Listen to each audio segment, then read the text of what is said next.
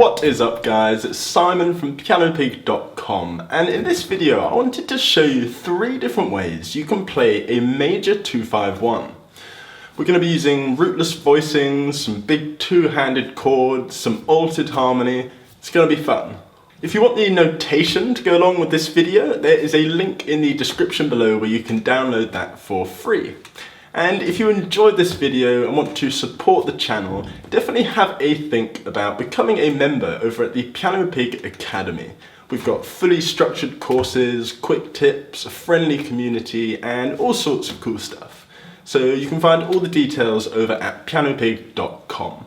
So as long as you're ready, let's do it.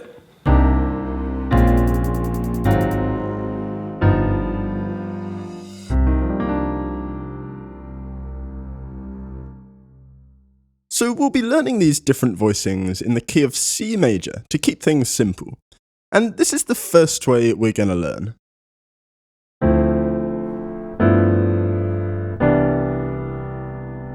You can use your right hand or left hand.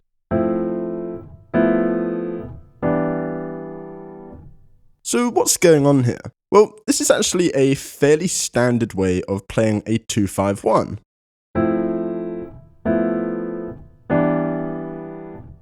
It's constructed using rootless voicings, meaning the root note is not present in the chord.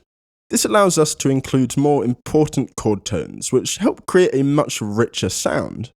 For our first chord, D minor 7, we're going to play this. So this is actually a rootless voicing for a D minor 9. If we just add a D below, you can see how this is actually a very straightforward voicing.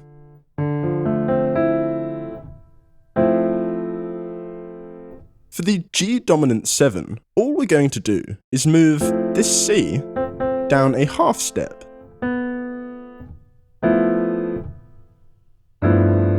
And this actually gives us a G13. We've got the 7, 9, 3, and 13th up at the top. And to finish off, we're going to play this for our C major 7. And this is technically a C major 9, since we've got this D up at the top. And this is a very similar voicing to that D minor 9 we had earlier. It's just a bog standard C major 9 with the root note taken out. So altogether we have this.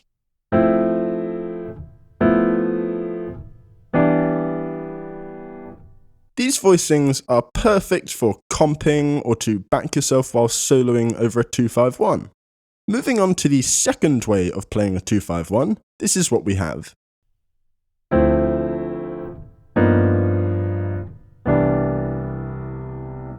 So it's very similar to the first set of voicings we just learned.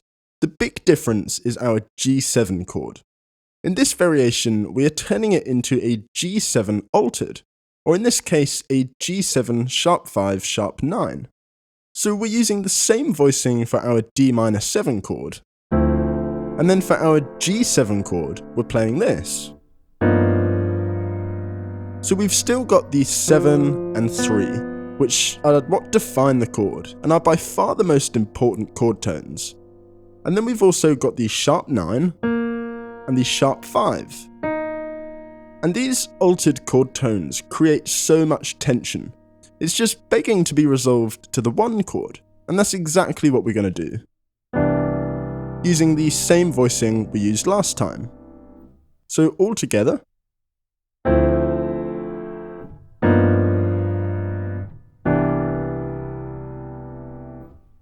Moving on to our third and final way of playing a major 2-5-1. We're going to go for something a bit more extravagant.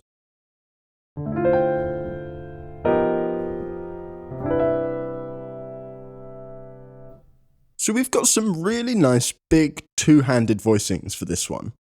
For our D minor 7, we've got this Kenny Barron voicing. I actually did a video on this voicing last week, so I'm not going to talk about it too much now. If you missed that lesson, I'll put a link to it up at the top of the video now. So we've got this minor Kenny Barron voicing for our D minor 7. and it's actually a D minor 11. And we're going to follow this up with this. Another G7 altered. In the left hand, we've got the 7 and 3 again, and in the right hand, we've got the sharp 5, the root, sharp 9, and the sharp 5 again up at the top. But I much prefer to think of this as an E-flat major triad.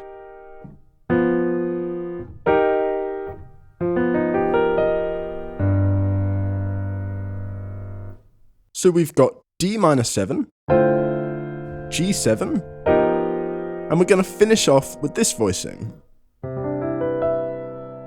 So this is a slight variation of the minor Kenny Barron voicing.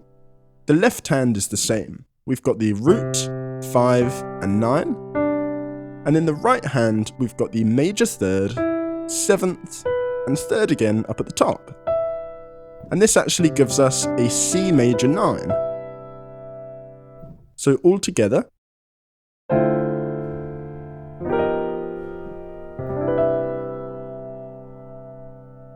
and that's it. Here's number 1, number 2, and number 3.